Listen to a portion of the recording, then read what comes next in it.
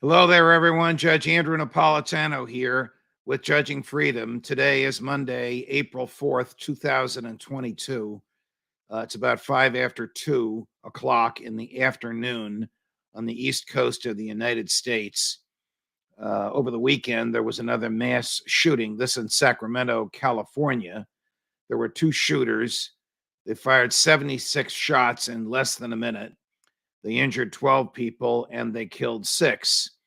This occurred outside a nightclub in an entertainment neighborhood in Sacramento, where the bars and clubs stay open late and people often mill about and walk from one facility to another. It appears as though this was some sort of a fight between people aligned with the shooters and people aligned with those who were killed.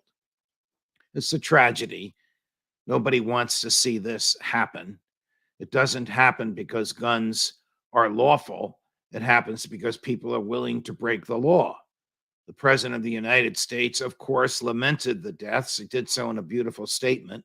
But then he went on, of course, to condemn the fact that people own guns in this country and to ask for a clampdown on them, on all kinds of guns, and requiring all kinds of registration. You might as well blame the automobile manufacturers when there's a car accident, or you might as well blame the car itself. That's how absurd the president's arguments were.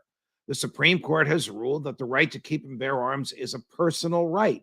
You don't need the permission of a bureaucrat to exercise a personal liberty in America, whether it's owning a gun or standing on a soapbox on a street corner and speaking your mind, or publishing a book or a pamphlet or an article. Our rights come from our humanity, they come from within us, and our fundamental rights are not subject to the government's regulation.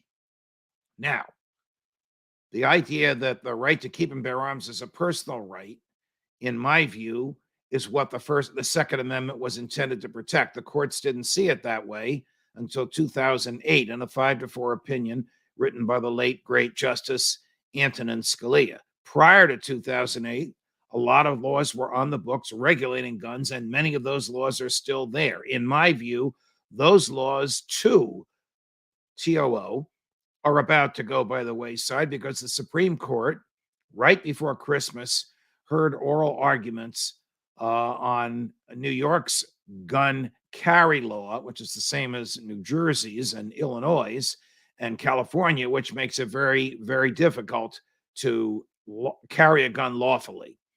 But for the president to think that people willing to kill are going to obey gun laws is crazy. The reason we have these killings is because it's like shooting fish in a barrel. If the killers or potential killers knew or feared that somebody would shoot back, they'd either think twice before they did this, or they'd be stopped with lethal firepower before they could get on any farther. I'm sorry, left wings, folks out there, even my friends, you're wrong. The right to keep and bear arms is a modern extension of the natural right to self-defense. Where there are more guns, there's less crime, because these shootings always stop when the police arrive, and the police carry guns. Judge Napolitano, Judging Freedom.